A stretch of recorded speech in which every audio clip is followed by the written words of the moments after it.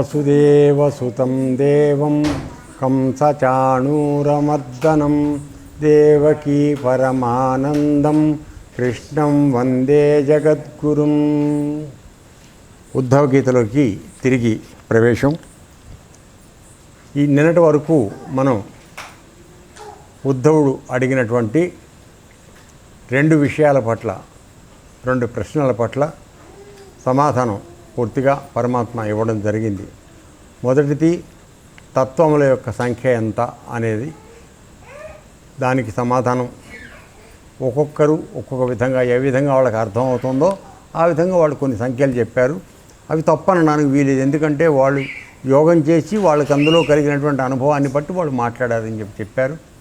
తర్వాత పురుషుడు ప్రకృతి ఏమిటనేది వ్యవహారం వచ్చినప్పుడు, మరి ప్రపంచంలో పురుషుడు ప్రకృతి రెండు కూడా కలిసిపోయే ఉంటున్నాయి, అభేదంగా ఉన్నాయి అనిపిస్తోంది. అసలు అవి అభేదంగా ఉన్నాయా, వాటిలో భేదం ఉందా లేదా అనేది రెండో ప్రశ్న వేశాడు. ఆ ప్రశ్నకి సమాధానంగా ఇస్తూ ఆయన చెప్పినటువంటి సమాధానం ఇదేమిటంటే, ప్రకృతి పురుషులకి శరీర ఆత్మలకి చాలా భేదం ఉందనేది చెప్పారు ఆయన.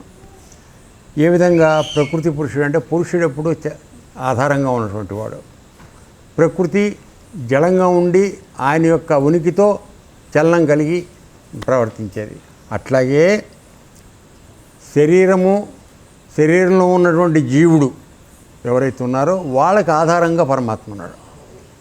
సో ఆయన యొక్క ఉనికితో ఈ రెండు చలిస్తున్నాయి. నిజానికి కొద్దిపాటి చలన శక్తి కలిగింది జీవుడు, పరమాత్మ యొక్క ప్రతిబింబ ఫలితంగా.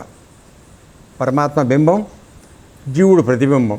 కాబట్టి దాని ఫలితంగా కొంత చలనం కలిగిన వాడు జీవుడు.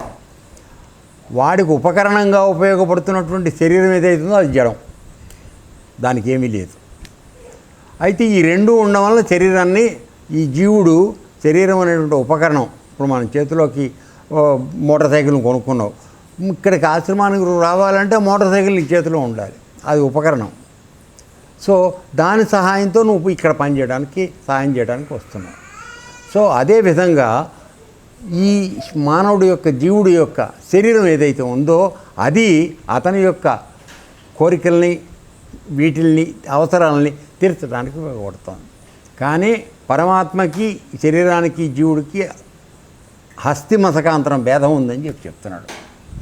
అయితే ఈ పరమాత్మ అనేది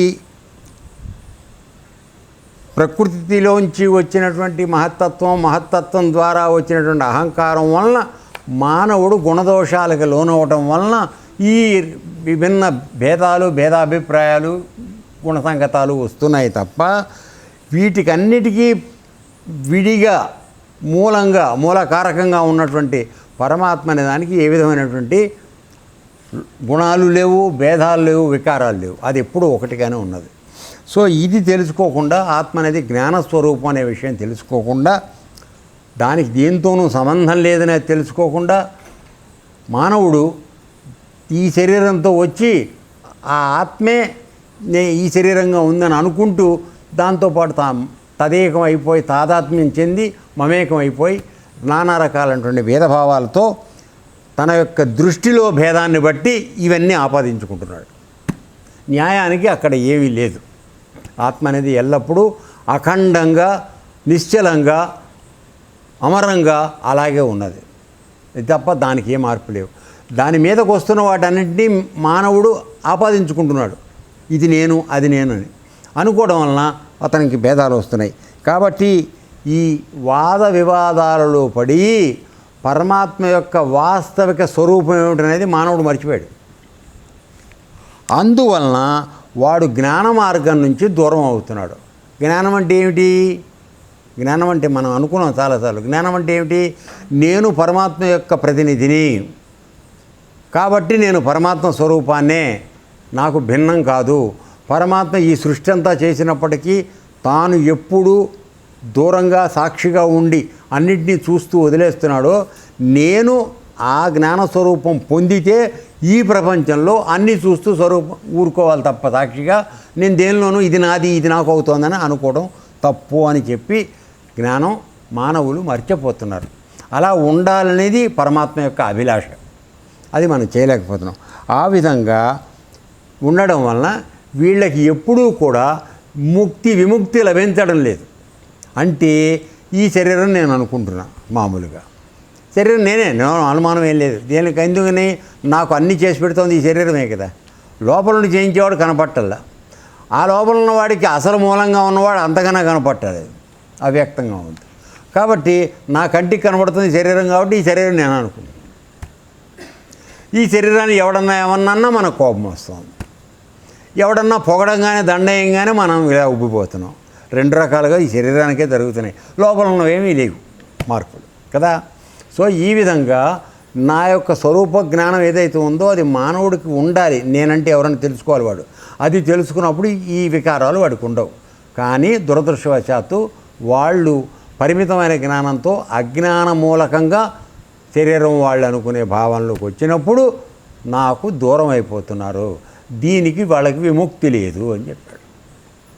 సో ఆ విధంగా ప్రకృతి పురుషుల గురించినటువంటి వివరణ కూడా నిన్న మనం చూడటం అయిపోయింది. మళ్ళీ కొద్దిగా ఊరికే రికాప్చులేట్ చేయడానికి, గుర్తు చేయడానికి చెప్పాను. సరే, ఇప్పుడు మళ్ళీ ఉద్ధవుడు బేతాళుడు ప్రశ్నలాగా ఆయన మళ్ళీ ఇంకో ప్రశ్న వేస్తున్నాడు. ఇవాళ దాని గురించి చూద్దాం.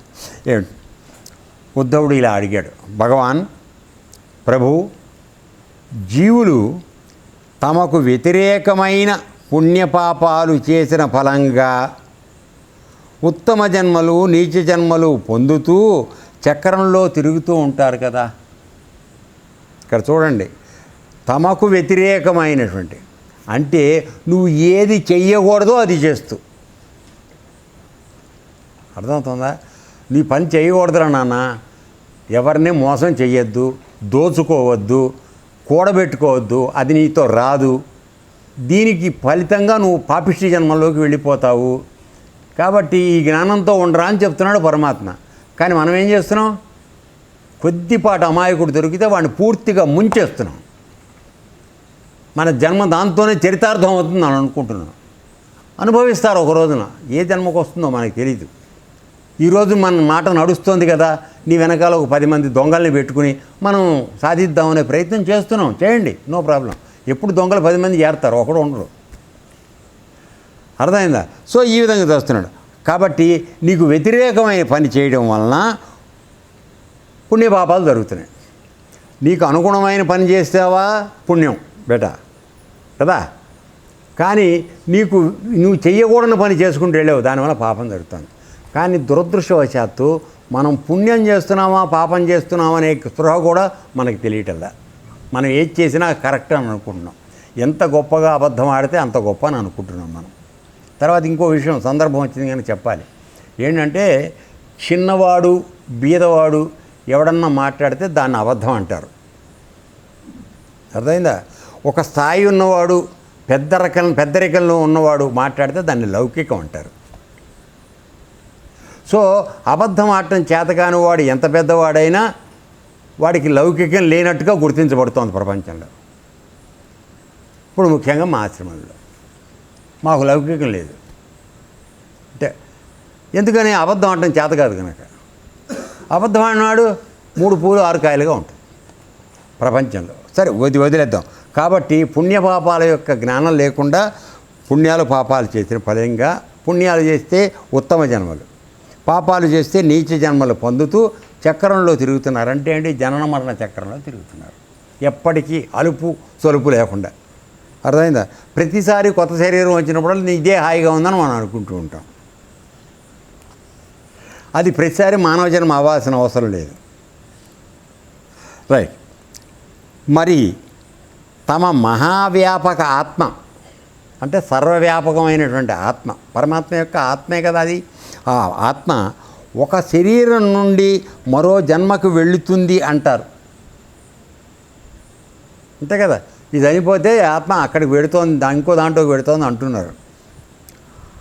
అకర్త యొక్క కర్మ చేయడం అంటే పరమాత్మ అకర్త, ఏమి చెయ్యనివాడు, కేవలం సాక్షి. అటువంటి వాడు కర్మ చేయడం ఏంటి? ఎలాంటి ప్రశ్న అడుగుతున్నాడో చూడండి. అకర్త యొక్క కర్మ చేయడము నిత్య సనాతన వస్తువైన ఆత్మ జన్మ మరణం పొందటం ఎలా సంభవం? అంటే పరమాత్మ సాక్షిగా ఉన్నాడు, ఏ పని చేయటం లేదు, అన్నీ ఆయన సమక్షంలో జరుగుతున్నాయి. నిన్న మనం కరెంటు ఉదాహరణ చూసుకున్నాం కదన్న. ఇవన్నీ పనిచేస్తున్నాయంటే మూలం కరెంటు, కానీ ఆ కరెంటు కనపడదు. అలాగే పరమాత్మ అకర్త, ఏమీ చేయడు, కానీ అందరూ పని చేయడానికి కావాల్సినటువంటి చైతన్యం ఏదైతుందో ఆయన ఇస్తాడు. ఆ చైతన్యం ఇచ్చినందు మాత్రం చేత ఆయన చేసినట్ట కాదు, అది తీసుకుని వేరే పని చేసేవి చేస్తున్నాయి. కరెంట్ ఉంది, నీవు రికార్డింగ్ జరుగుతోంది, మైక్ వింటోంది, ఇవన్నీ చేస్తున్నాయి, వీటి పనులు ఇవి చేస్తున్నాయి. కానీ ఇవి పని చేయాలంటే ఆధారం అది ఉంది, అది కనపడదు, అది కర్త కాదు. దాని పని ఎంతవరకు ఏమిటి? ఎవరు ప్రపంచంలో కరెంటు యొక్క అవసరం ఉందని వాడుకుంటున్నారో వాళ్ళకి ఆ విధంగా ఉపయోగపడుతుంది. వైర్ గుచ్చి మర్డర్ చేసేవాడు కూడా చేస్తున్నారు. అమెరికాలో అనుకుంటాను ఎక్కడో ఉంది, కుర్చీలో కూర్చోబెట్టి ఎలక్ట్రిక్ వైర్ షాక్ ఇస్తారు, దాంతో చచ్చిపోతాడు. అర్థమైందా? సరే, ఓకే, వదిలేద్దాం. ఇప్పుడు ఏమంటున్నాడు? అకర్త అయినటువంటి వాడు కర్మ చేయడం ఏమిటి, అకర్ముడు కర్మ చేయడం ఏమిటి? రెండోది, నిత్య సనాతన వస్తువైన ఆత్మ జన్మ మరణం పొందటం ఎలా సంభవం? రెండు ప్రశ్నలు అర్థమైనాయి కదా? ప్రశ్న అర్థమైందా? కొద్దిగా కళ్ళు అంటుకుంటున్నాయా? లేదు కదా? Right, okay. గోవిందా, ఆత్మజ్ఞాన శూన్యులు ఈ విషయం ఆలోచించనే లేరు. అసలు మనం ఎప్పుడన్నా దాని గురించి ఆలోచిస్తాను, మన దగ్గర జ్ఞానం ఉంటే కదా. 24 గంటలు పొట్ట తిప్పలు, దోచుకోవడం, దాచుకోవటం, ఇవి తప్పితే ఇంక ఇది ఏ దాంట్లో మనకు టైం ఏది ఆలోచించడానికి? తెల్లారు లేచిన కానించి ఆ డబ్బు కూడా పెట్టుకోవాలి, ఎవరిని మోసం చేయాలి, ఏది లోపల వేసుకోవాలి, ఇదే ఆలోచనలో ఉన్నాం కదా. కాబట్టి జ్ఞానశూన్యులు ఈ విషయం ఆలోచించనే లేరు, అసలు వాడికి ఆలోచన రాదు. తర్వాత విజ్ఞానులు ఈ లౌకిక విషయాలు పట్టించుకోరు. అంటే బ్రహ్మజ్ఞానం తెలుసుకున్నవాడు ఇవేవో జరుగుతున్నాయి మన ముందు, ఇవన్నీ మనకు అనవసరం, నేను సాక్షిని. అంటే పరమాత్మ మన సృష్టి చేసి ఎలా అంటి ముట్టకుండా ఉన్నాడో అలా విజ్ఞానం ఉన్నవాడు, విజ్ఞానం అంటే అనుభవపూర్వకమైన జ్ఞానం కలిగినవాడు, వాడు ఈ లౌకిక విషయాలు పట్టుకోండు. ఎందుకని ఆడ చచ్చిపోతున్నాడు, వీడు బతుకుతున్నాడు, అయింది ఏవో జరుగుతున్నాయి, ధరని నాకేం సంబంధం లేదు అనేటువంటి ఉండేవాడు విజ్ఞాని. వాడు అలా ఉంటున్నాడు. అందరూ నీ మాయలో పడిపోతారు, వాడు నీ మాయలో పడ్డాడు, వీడు నీ మాయలో పడ్డాడు. ఇదేదో కాస్త వివరించండి. కొత్త ప్రశ్న వేశాడు. Okay, right. ఇప్పుడు భగవానుడు సమాధానం చెప్తున్నాడు, వినండి. ఉద్ధవా, మనుష్యుల మనసు కర్మ సంస్కారాల సమూహాల పుష్పగుచ్చం. మనం మనసు అనుకుంటున్నాం కదా, అక్కడేమి ఇంత బొమ్మే ఉండదు, లేకపోతే ఇంత చికెన్ లాగా, ఇంత కోడి మాంసంలాగా అంత ఉండదు. అర్థమైందా? ఏమిటది మనసు అంటే? నీ యొక్క కర్మల, అంటే పూర్వజన్మలో చేసిన కర్మలు కానీ, ఈ జన్మలో చేసిన కర్మలు కానీ, తర్వాత సంస్కారాలు, ఇవి ఖచ్చితంగా పాత జన్మలవి.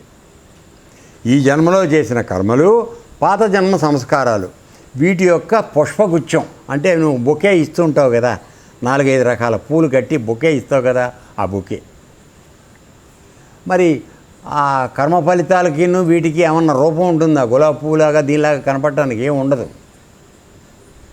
సో భావ సంపద సంచయం ఏదైతుందో అది మనస్సు. ఆ సంస్కారాలను అనుసరించి, అంటే నీకు ఉన్న వాసనలు, వాటిని అనుసరించి భోగాలు పొందటానికి అసలు ఈ శరీరం ఎందుకు వచ్చింది? ఇది లెక్క. ఇప్పుడు మనం ఎక్కడి నుంచి వచ్చామని అంటున్నాం కదా, పూర్వజన్మలో చేసుకున్నటువంటి పుణ్యపాప కర్మల ఫలితంగా వాటిని అనుభవించడానికి ఈ ప్రస్తుత శరీరం ఇవ్వబడింది. కోరుకున్నాం మనం. ఎందుకని? చనిపోయే టైంలో నాకు ఇంకా ఇవి మిగిలిపోయినాయని పెట్టుకున్నావు లిస్టు, ఇంత పొడుగు లిస్టు. అది చేయలేదు, ఇది చేయలేదు, 10 కోట్లు తీసుకుందాం అన్నాను, గురువుగారు అన్నవాడిని ముంచేద్దాం అనుకున్నాను, పూర్తిగా ముంచలేకపోయాను, చాలా బాధలు పడుతున్నాను. అట్లా జరిగిపోయావు. జరిగిపోయినప్పుడు ఏమవుతుంది? నెక్స్ట్ జన్మలో మళ్ళీ గురువుగారిని ముంచడానికి నువ్వు ఎత్తుతావు జన్మ. నువ్వు సంస్కారం కదరా నాన్న. నీ మైండ్ మీద ఒక గీత పడుతుంది. మైండ్ అంటే ఏంటనుకున్నావు? ఒక అద్దం లేదా ఒక పలక, శుభ్రమైన పలక. ఆ పలక మీద నువ్వు బలపంతో గట్టిగా రాయాలి. ఊరికే రాసి తుడిచేది కాదు. ఒక్కోసారి బలపంలో రాయి మొక్క ఉంటుంది, అది మొత్తం పలకని గీసేస్తుంది. మీరు ఎప్పుడైనా చూసారో మరి లేదు, నాకు తెలియదు. నువ్వు ఎప్పుడు రాసావా పలక మీద? రాయలేదా? అదృష్టవంతుడు రాయకపోతే. మామూలుగా మెత్తగా రాస్తేనేమో అది రాసేస్తాం, వెంటనే 4 తుడిచేవాడు. చిన్నప్పుడు మాకు నీళ్ళు ఉండేవి కాదు పలక తుడుచుకోవడానికి, అందుకే నేను ఎంగిలి పెట్టి తుడుచుతూనే ఉండేవాడు. ఓకే. ఇప్పుడు ఒక్కొక్కసారి ఆ పలక దీని బలపంలో దీంతో చేస్తారు కదరా, ఏమిటది మన శుద్ధతో చేస్తారు. దానిలో అప్పుడప్పుడు చిన్న రాయి మొక్క వస్తుంది. ఆ రాయి మొక్క ఉండగా నువ్వు కనుక రాసావనుకో, ఈ పలక మీద పెద్ద గీత, బండగా గీత పడిపోతుంది. అది నువ్వు తొడపలేవు దాన్ని. సో మనస్సు అంటే ఏమిటంటే, ఈ పలక మీద ఆ రాయితో ఉన్న బలపంతో గీసినప్పుడు పడే బండ గీత ఏదైతుందో అదే నీకు సంస్కారం. అది ఎన్ని జన్మలు ఎత్తినా అది నీ వెనకాల వస్తూనే ఉంటుంది, అది తీరే వరకు. అర్థమైందా? సో కిందటి జన్మల్లో నువ్వు అందరినీ ముంచడమే, నమ్మించి మోసం చేయడమే ధృతిగా నువ్వు చేసుకుంటూ వస్తున్నావు అనుకో, ఈ జన్మలో కూడా అదే వస్తుంది. ఇంకో మంచి లక్షణం రాదు. అర్థమైందా? సో ఇక్కడ ఏమంటున్నాడు వాడు, వస్తున్నా. సో ఆ సంస్కారాలను అనుసరించి భోగాలు పొందటానికి, అందులో మళ్ళీ నువ్వు కష్టాలు కావాలని అడగవచ్చు. చూసావా? ఇప్పుడు ఏం కోరుకుంటావు నువ్వు? దాన్నే అందుకే ఈ శరీరాన్ని భోగాయతనం అన్నారు. అంటే భోగించడానికి, దీంతో సంతోషపడాలి, పెళ్లి చేసుకోవాలి, పిల్లల్ని కనాలి, పెళ్ళాంతో ఉండాలి, వీలైతే 4 ముంచాలి, కోటీశ్వరుడు అవ్వాలి. ఇదే కదా మనకి. అంతకన్నా వేరే ఏమైనా ఎజెండా ఉందా మనకి? చెప్పండి. ఎప్పుడన్నా కాసేపు నటించడం, మన మంచితనం ఉన్నట్టుగా. సో భోగాలు పొందడానికి దానితో 5 ఇంద్రియాలు సిద్ధమవుతాయి. శరీరానికి వచ్చావు కదా, మరి దీనికి 5 జ్ఞానేంద్రియాలు ఉండాలి. ఎందుకని? చూసి అది అక్కడ అది బాగుంది, దాన్ని ఎత్తేద్దామని చెప్పే కన్ను కావాలి. వాడెవడో తిరుగుతున్నాడు రా, వెళ్ళి చెంపగా కొట్టేద్దామని చెప్పే చెవు కావాలి. ఇదేంటి, మన చికెన్ కర్రీ చేస్తున్నారు, చికెన్ ఫ్రై చేస్తారా? ఏరా కనకాయ, చికెన్ ఫ్రై చేయరా? చికెన్ 65 చేస్తారు కదా. సో దాని వాసన వస్తుంది ముక్కుకి, వెంటనే మనసు అటు వెళ్ళిపోతుంది. అంతేకాదు, వెంటనే దాంతోపాటు సైమల్టేనియస్గా నోట్లోంచి నీరు రావడం మొదలవుతుంది. తగిలిన వాసనకి నోట్లోంచి నీరు వస్తాయి కదా. తర్వాత ఇది అయింది. కాస్త అక్కడికి వెళ్ళగానే వాడు మామూలుగా ఏసీనో కూలరో పెడితే చల్లగా ఉంటుంది. సపోజ్ వాడు పెట్టలేదనుకో, చెమట పోస్తూ ఉంటుంది. ఇదేమో తినాలని ఆశ, అక్కడేమో చెమటలు పోస్తున్నాడు. అబ్బా, ఎవరు చెప్తున్నారు? శరీరం తక్కువ ఇది చెప్తోంది. సో ఇట్లా 5 ఇంద్రియాలు వస్తాయి. అంటే ఈ శరీరాన్ని పెట్టుకుని నువ్వు భోగిద్దాం అనుకున్నప్పుడు 5గురు కావాలి నీకు అసిస్టెన్స్ కదా. ఏరా అవునా కదా? ఇంతవరకు అర్థమైందా? Right, very good. సో దానితో 5 ఇంద్రియాలు సిద్ధమవుతాయి. కర్మేంద్రియాలు లెక్క ఇట్లా వీడు నిన్ను లంకె పెట్టేవి ఇవి 5, దానికి అనుగుణంగా వెళ్ళేవి కర్మేంద్రియాలు. వెళ్ళిపోవడమే టక్కన, అక్కడ వాసన వస్తుందంటే అక్కడికి వెళ్ళిపోవడం. తర్వాత ఈ మనోమయ శరీరమే లింగ శరీరము. అర్థమైందా? లింగం లింగం లింగం అంటే ఇది లింగం. అర్థమైందా? దానికి ఈ కాళ్ళు చేతులు అవి ఇవి ఏమి ఉండవు. కానీ స్థూల శరీరానికి ఉన్నటువంటి అన్ని అనుభూతులు, అన్ని ప్రత్యేకతలు లింగదేహానికి కూడా ఉన్నాయి. అర్థమైందా? అసలు అనుభవించేది ఈ లింగ శరీరం. అర్థమైందా? నీలో ఉండి జీవుడని అంటున్నామే, అదే ఈ లింగ శరీరం. దానికి ఆధారం ఏమిటంటే మనసు. మళ్ళీ దానికి సహాయం చేసేవి 5 ఇంద్రియాలు. ఇది లింకు. అర్థమైందా? ఇవన్నీ అనుభవించడానికి పూర్వజన్మలో మిగిలిపోయిన వాసనలు తీర్చుకోవడానికి ఈ జన్మకు వచ్చావు, ఈ శరీరాన్ని ధరించి. ఈ దాని మూలం ఏదైతే ఉందో అది కారణ శరీరం అనిపించింది. నువ్వు ఈ జన్మకి ఇక్కడికి ఎందుకు వచ్చావు, ఇట్లా భోగాయతనం చేయడానికి అంటే పూర్వజన్మ సంస్కారాల ఫలితం. అది కారణం.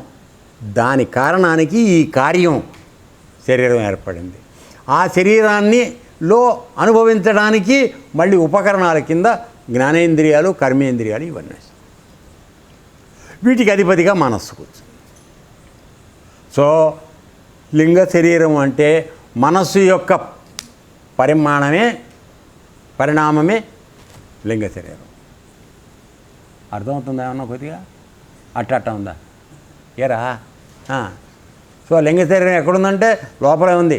నేను సూక్ష్మ శరీరమే లింగ శరీరం. దాని ప్రకటిత భావం, దాని యొక్క ప్రకటితమైనటువంటిది మనస్సు, అంతే. పోనీ మనసుకి రూపం అదేమన్నదా? ఏం లేదు. కేవలం మననం చేసేది మనస్సు.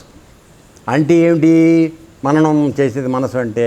నీకు జరుగుతున్నటువంటి విషయాల పట్ల దాన్ని గురించే నువ్వు ఆలోచిస్తూ ఉంటావు. అర్థమైందా? అప్పుడేమైంది? మననః ఇది మనస్సు. సో నువ్వు ఎప్పుడైతే మననం చేస్తున్నావో అది మనసుగా అవుతుంది. అందుకోసం నీ మనస్సుకి ఏం చెప్పమన్నారు? భగవంతుడు మంత్రం ఇచ్చి దీన్ని మననం చేయరా అన్నాడు. మనం అది చెయ్యం. అర్థమైందా? వీడు నన్ను తిట్టాడే, వాడు నన్ను కొట్టాడే, వీడు నన్ను మోసం చేశాడే, తర్వాత వీడిని నేను ముంచడం ఎట్లా, ఇట్లాంటి ఆలోచనలో 24 గంటల ప్లానింగే. తెల్లారు లేచేటప్పటికి గురువుగారిని ఎలా మోసం చేయాలి, ఇదే ప్లాన్. అర్థమైందా? ఆడి మనసు దానికి ఉపయోగపడుతుంది. సో ఇట్లా చేస్తూ ఉండేటికి మనోమయ శరీరమే లింగ శరీరం. ఇది కర్మానుసారం ఒక శరీరం నుండి మరో శరీరానికి కర్మానుసారం అంటే నువ్వు చేసుకున్న కర్మల్ని బట్టి ఒక శరీరం నుంచి ఇంకో శరీరానికి. అంటే అర్థం ఏంటన్నా? అక్కడ ఇందాక మొట్టమొదటి ఏం చెప్పాడు? తమకు వ్యతిరేకమైన పుణ్యపాపాలు చేసుకున్న ఫలంగా ఉత్తమ జన్మలు, నిత్య జన్మలు పొందుతున్నారని చెప్పాడు కదా. మరి మర్చిపోవద్దు, లింక్ ఉండాలి మనకి, ఏరా?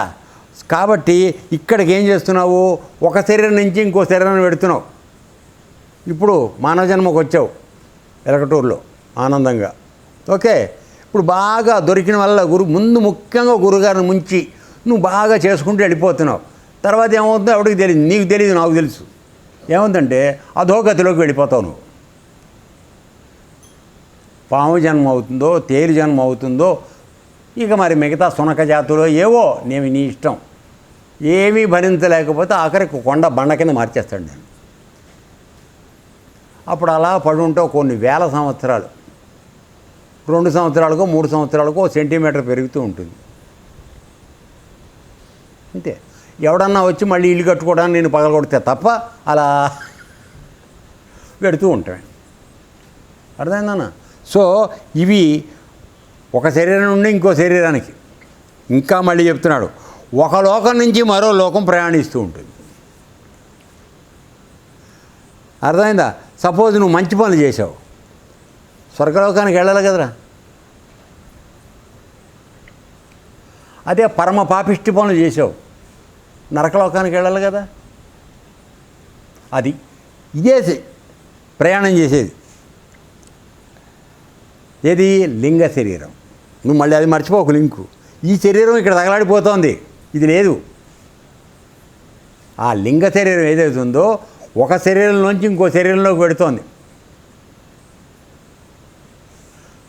లేదా ఒక లోకం నుంచి ఇంకో లోకానికి పెడుతోంది లింగ శరీరం.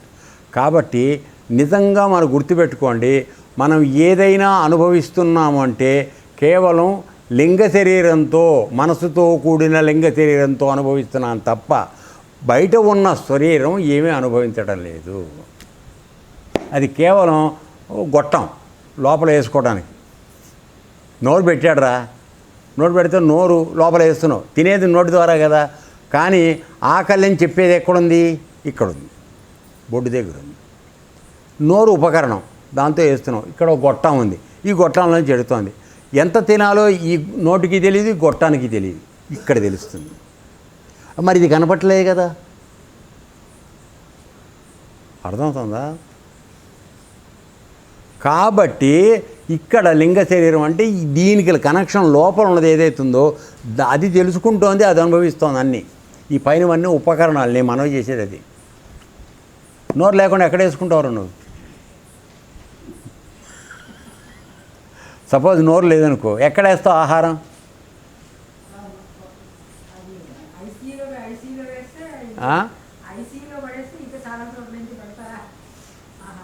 సో అది అట్లా. కాబట్టి ఒక శరీరం నుంచి ఇంకో శరీరానికి పెడుతుంది లింగ శరీరం, ఒక లోకం నుంచి ఇంకో లోకానికి కూడా పెడుతుంది. ఏం మాదిరి ఏమన్నా అర్థమవుతుందా? Right, okay. తర్వాత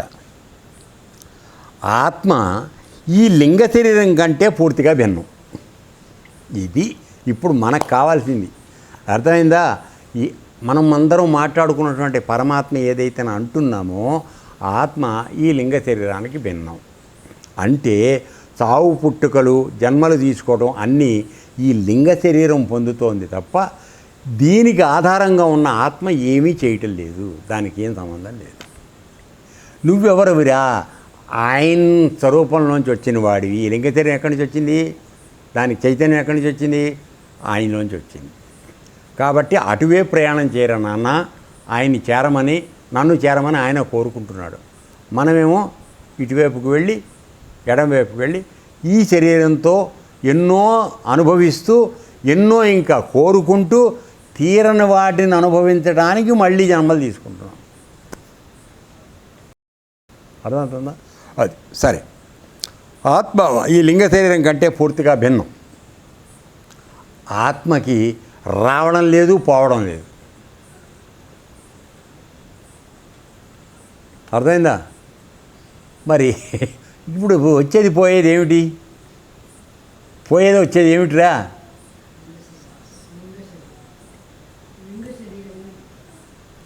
జీవుడు అనబడే లింగ శరీరం ఏదైతే ఉందో అది వచ్చిపోతుంది.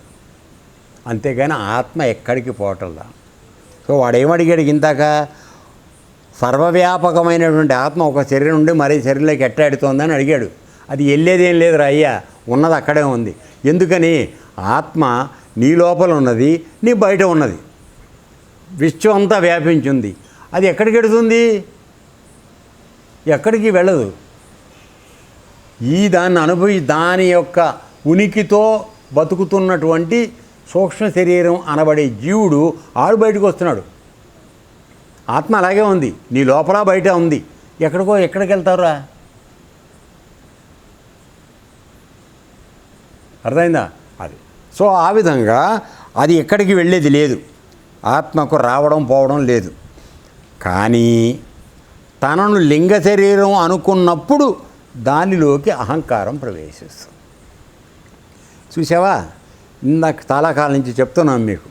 ఏమిటంటే మనలో తత్ అనేటువంటి ఆత్మ అది ఉన్నప్పుడు త్వముకి చలనం వస్తుంది. అమ్మవారికి చెప్పాను కదా, నేను అనుకున్నాను కదా అమ్మవారు అయ్యేవారు. సో ఈ తత్తు ఉన్నప్పుడు ఈ త్వముకి చలనం వస్తుంది. నువ్వు తీరా బయటకు వచ్చిన తర్వాత ఈ తొమ్మే నేను, నాకు వేరే ఎవరు లేరు, నేనే మొగాడిని అని అనుకుంటున్నావు అనుకో, ఈయన పక్కెళ్ళిపోయాడా లేదా? తత్త పక్కెళ్ళిపోయాడా లేదా? ఇది నువ్వు అనుకున్నావు. ఇప్పుడు ఈ తొమ్తో నువ్వు రకరకాల పనులు చేస్తున్నావు. అంటే ఏ టైంలో కూడా నీవు ఆయన నుంచి వచ్చావని, ఆయన యొక్క ప్రాపకంతో నువ్వు బతుకుతున్నావనే జ్ఞానం మనకు స్పృహ లేకుండా పోయింది. చేతనైనన్ని వెధవ తెలివితేటలు ఉపయోగించి వీలైతే 10 మందిని లేదా 100 మందిని ముంచి మనం బతుకుదామని ప్రయత్నం చేస్తాం. ఎందుకని? వీడు ఎప్పుడు త్వమలో ఉన్నాడు కనుక. అర్థమైందన్న? సో అక్కడ ఏమవుతుంది? లింగ శరీరం అనుకున్నప్పుడు అంటే త్వమలో ఉన్నప్పుడు దానిలో అహంకారం ప్రవేశిస్తుంది. అంటే ఏమిటి?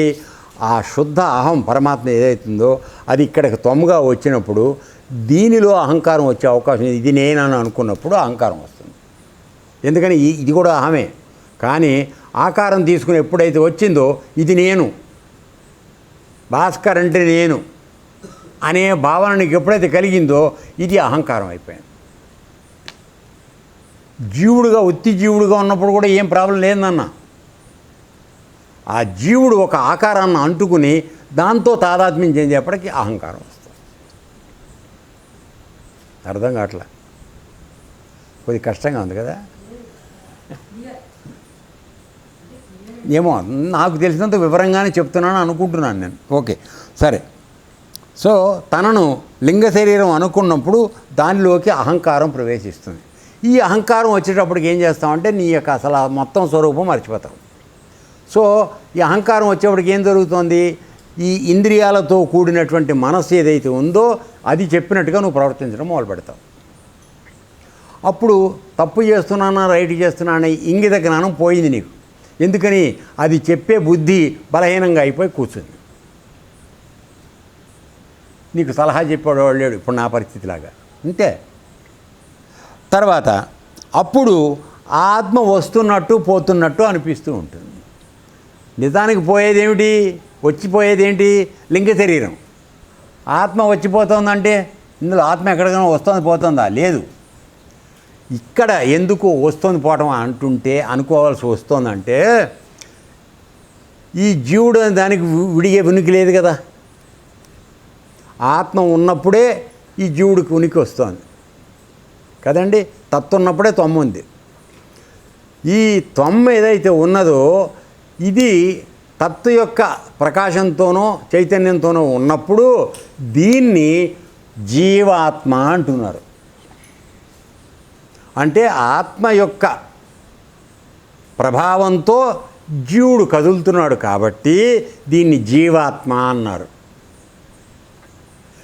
జీవాత్మకే ఈ అహంకారం, నాకారం, సాకారం, నాకారం ఇన్ని ఉన్నాయి. అర్థమైందా? వీడికే అహంకారం వస్తుంది. అందువలన ఈ జీవాత్మ వెళ్ళడం రావడం పోవడం అనే మాట వచ్చింది. ఎక్కడి నుంచి వచ్చిందంటే ఇది. నిజమైన పరమాత్మకి ఏమీ లేదు, అదంతా అంతటా వ్యాపించింది. జీవాత్మ అన్నటువంటి లింగ శరీరం ఏదైతే ఉందో దాని యొక్క ఆ జీవుడికి ఆత్మ యొక్క ప్రభావంతోనే కదా అది నడుస్తుంది, దాన్ని జీవాత్మ అన్నారు. సో నేను తరిగిపోయాను అంటే అర్థం ఏమిటంటే నాలోంచి జీవాత్మ బయటికి వెళ్ళిపోయింది, పరమాత్మ ఎక్కడికి వెళ్ళలా. ఇది దయచేసి తెలుసుకోండి. ఈ జీవుడికే మళ్ళీ మరణము పుట్టుక ఇవన్నీ ఉన్నాయి. ఎందుకని ఈ శరీరంతో చేసుకున్న కర్మలు కాకుండా పాత జన్మలో మిగిలిపోయిన సంస్కారాలు ఉన్నాయి కదా, వాసనలు, వాటి కోసం మళ్ళీ ఇంకో జన్మకి వెళతాడు. అది కారణం అవుతోంది నెక్స్ట్ జన్మకి. అర్థమైంది నాన్న? సో ఊరికే ఉదాహరణకు చెప్తాం. సపోజ్ ఇప్పుడు తల్లి తండ్రి ఉన్నారు, వాళ్ళిద్దరూ విడివిడే కదా, తల్లి వేరు తండ్రి వేరు. కానీ వాళ్ళిద్దరూ ఒక సమయంలో కలిశారు. కలిస్తే నువ్వు కడుపును పడ్డావు అంటే ఏమిటి? నీకు కారణం ఎవరు? నువ్వు ఆ కడుపులోకి రావడానికి వాళ్ళిద్దరు స్థూలంగా మాట్లాడుకుంటే, ప్రాపంచికంగా మాట్లాడుకుంటే. కానీ నిజానికి వాళ్ళు కలవడంతోనే అయిందా? లేదు. అసలు వాళ్ళు కలిసినప్పుడు కావలసినటువంటి వస్తు ఉత్పత్తి బీజాలు అవి పరమాత్మ ఏర్పాటు చేశాడు. అర్థమైందా? అసలు నీకు ఆ సంకల్పం కలగడం కూడా అదే కదా. కలవాలనే ఆ కోరిక కలగడం ఎందుకు వచ్చింది? అది అక్కడే. సో ఇప్పుడు మనం మాట్లాడుకుంటున్నటువంటి విషయం ఏమిటంటే అహంకారం ఎప్పుడు వస్తుందో చెప్తున్నాము. జీవాత్మ అనేది వస్తూ పోతున్నట్టుగా కనపడుతోంది, కానీ పరమాత్మ మాత్రం కాదు. ఇంతవరకు క్లారిఫై అయిందా? ఇంకా ఏమైనా డౌట్లు ఉన్నాయా? అడ్డంగా తిప్పితే ఏముంటుంది నాకు తెలియట్లే. ఇట్లా తిప్పితే ఏమిటి? అర్థమైనట్ట అర్థం కానట్ట? ఇట్లా అంటే అర్థమైందని, ఇట్లా అంటే అవ్వలేదని. అది అన్నిటికీ ఇట్లా ఇట్లా అంటాయినా? సరే ఓకే వదిలేయండి. ఇప్పుడు రండి ఇక నెక్స్ట్. కాబట్టి వచ్చిపోయేది ఏదైతే ఉందో అది జీవాత్మ. ఆత్మకి మాత్రం చలనం లేదు, అది ఎక్కడికి వెళ్ళేది, అన్నీ దానిలోనే జరుగుతున్నాయి. అంతవరకు తెలిసింది కదా. తర్వాత మనస్సు కర్మాధీనం అంటే నీవు మనకు మామూలుగా మనకు సామెత చెప్తుంటారు, బుద్ధి కర్మానుసారిణి అని. అంటే నువ్వు కర్మ యొక్క ఒక పని చేయాల్సి ఉందనుకో, దానికి తగిన ఆలోచన నీకు వస్తుంది. ఏమనమానం లేదు. నువ్వు తెలియకపోయినా కూడా అటువంటి ఆలోచన వస్తుంది, అనుకోకపోయినా అదే ఆలోచన. ఎందుకని? అక్కడికి వెళ్ళాలి, ఆ పని చెయ్యాలి, చెప్పు దెబ్బలు తినాలి, ఇక్కడ ఆశ్రమం కట్టినట్టుగా. ఇంతే, సింపుల్ ఇది. పోనీ నేను తెలియక చేశానా, సందర్భం వచ్చింది కానీ మనవి చేస్తున్నాను, వేరే ఉద్యోగం అనుకోకండి. మా గురువుగారికి చెప్పాను నేను, వద్దయ్యా ఆశ్రమాలు కట్టద్దు, చాలా కష్టం, మనం నిభాయించలేం, ప్రజలు రకరకాల ప్రజలు వస్తూ ఉంటారని చెప్పి మా గురువుగారికి చెప్పా 30 ఏళ్ల క్రితమే. కాదు ఉండాలి, 10 మందికి పిలవాలి, చేయాలి నువ్వు అని చెప్పాను అన్నాడు. ఇప్పుడు ఏమైంది? అనుభవం వేరే అయింది. అంటే ఇప్పుడు ఏమిటి కర్మ? దాన్ని బట్టి నేను మాట్లాడుతుంది అదే, బుద్ధి కర్మానుసారిణి. నా కర్మలో ఇది రాసిపెట్టింది, అర్థమైందా? దాని ప్రకారంగా నేను ఇక్కడికి వచ్చాను. గురువుగారు చెప్పాడా, ఇంకోటి చెప్పాడా, అవన్నీ తరం పక్క వదిలేసి, నాకంటూ పూర్వజన్మల కర్మలు ఉన్నాయి కదరా నాన్న. మనమేం ఆకాశం నుంచి ఊడిపడ్డా. సో ఆ కర్మల యొక్క ప్రభావంతో దానికి తగినట్టుగా తగిన గురువు వచ్చాడు. సో తగినట్టే దొరికింది తాటక మేళమని మా గురువుగారు చెప్పడం, నేను చేయడం, ఇక్కడికి రావడం, చెప్పు దెబ్బలు తిట్టడం జరుగుతుంది. ఇది లిఖితం. నేను అనేది అది, ఎవరిని నిందించద్దు, అనుభవిద్దాం. ఓకేనా? సరే. మనస్సు కర్మాధీనం. నీవు చేసే కర్మను బట్టి అది మనస్సు నడుస్తూ ఉంటుంది. ఈ మనస్సు విన్నవి కన్నవి చింతిస్తుంది. ఇప్పుడు మాట వింది వాసవక్క, ఏదో నేను పొరపాటున ఓ మాట అన్నాను అని, ఏదో ఎందుకు ఉదాహరణ చెప్తా. ఒక అమ్మాయి మన దగ్గర ఉండేది. ఆ అమ్మాయికి నేను చాలా ప్రయత్నం చేసి 3 సంవత్సరాలు అయిన తర్వాత, 4 సంవత్సరాలు అయిన తర్వాత ఆమెకి సంతానం కలగడం కష్టం అనుకుంటాను అని అన్నా. ఇక్కడ ఆశ్రమంలో వార్తాహరులు చాలామంది ఉంటారు కదా, అసలు పనే అది. మనకి ముందు తీసుకెళ్ళి ఎవడో ఒకటి పితృలు చెప్తూ ఉండాలి, లేకపోతే వాడు బతుకు తెల్లారదు. వాళ్ళు వెళ్ళి ఏం చేశారు, గురుగారు నీకు పిల్లడు పుట్టాను అని చెప్పాడు. ఆ అమ్మాయి కష్టము, వైద్యం 3 ఏళ్ళు నేను చేశాను, అవ్వటం కష్టం అని అన్నాను నేను. ఆ అమ్మాయి మీద ఆప్యాయతతో, అర్థమైందా? నా ఆడపిల్ల అనుకున్నాను, నా కూతురు అనుకున్నాను అమ్మాయిని. నేను పర్సనల్గా మాట్లాడుతున్నాను అనుకోకండి, చెప్తున్నాను. ఎట్లా మారుతాయో సంగతులు దానికోసం చెప్పాను అంతే. అయితే చెప్పేటప్పటికి దూరం అయిపోయింది ఆశ్రమానికి అమ్మాయి. ఇప్పుడు నేనేం చేయాలి? నా మంచితనం పోయింది. నేను 3 సంవత్సరాలు చేసిన సేవ పోయింది. చివరికి ఏం మిగిలింది నాకు? సో వార్తాహరులు ఇట్టా ఉంటారు. కేవలం ఆశ్రమంకి వచ్చేది ఇదే పని. గురువుగారు మాట్లాడుతూ ఏదైనా ఒక మాట అనగా తీసుకుపోయి పక్క వాడికే చెప్పటం, ఇంకోటికి కాదు. లేదా కడుపులో గ్యాస్ పెరిగిపోతుంది, తట్టుకోలేరు, దీని దుంపదే వెళ్ళి పితేయాలి ఎక్కడో ఒకటి వాటి పని చెప్పేయాలి వాడికి, లేదా నిద్రపడి సావదు. అది అందువల్ల ఇట్లా. సరే ఇద్దాం. సో ఇక విన్నవి కన్నవి చూసింది, చూసావా అగో వీటిని గురించి చింతన చేయి. ఇప్పుడు ఇది వచ్చి నాకు చెప్పారు. నేను కొంతకాలం ఇదేమిటి ఇంత సజావుగా అమ్మాయి అందు ఆప్యాయతతో నా బాధ ఏమిటి చెప్పమంటావు నాన్న, ఈ సంతాన కేంద్రానికి వెళ్ళి కొన్ని లక్షలు పోగొట్టుకుంటుందేమో, వద్దురా బిడ్డ నువ్వు అంత ప్రయత్నం చేయొద్దు, నీకు కష్టంగా ఉన్నదనే మాట ఉద్దేశానికి నేను చెప్పింది. అది ఎట్లా వెళ్ళిందో ఆలోచించండి. అంటే ఇప్పుడు నా మంచితనం ఏమైందిరా?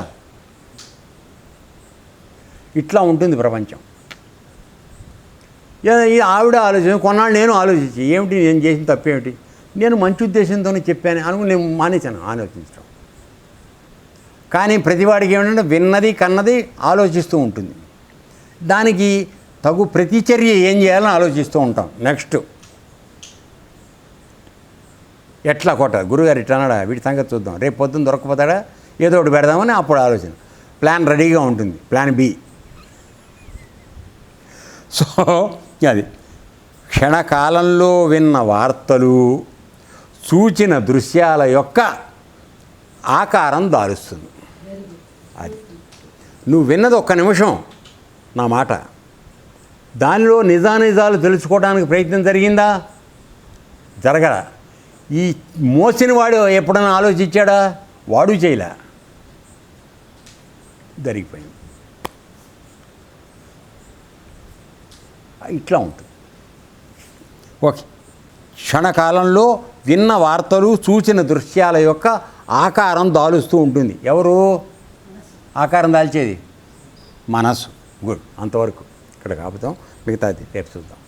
ఏతత్సర్వం శ్రీకృష్ణార్పణమస్తు. లోకా సమస్తా సుఖినో భవంతు. ఓం తత్సత్.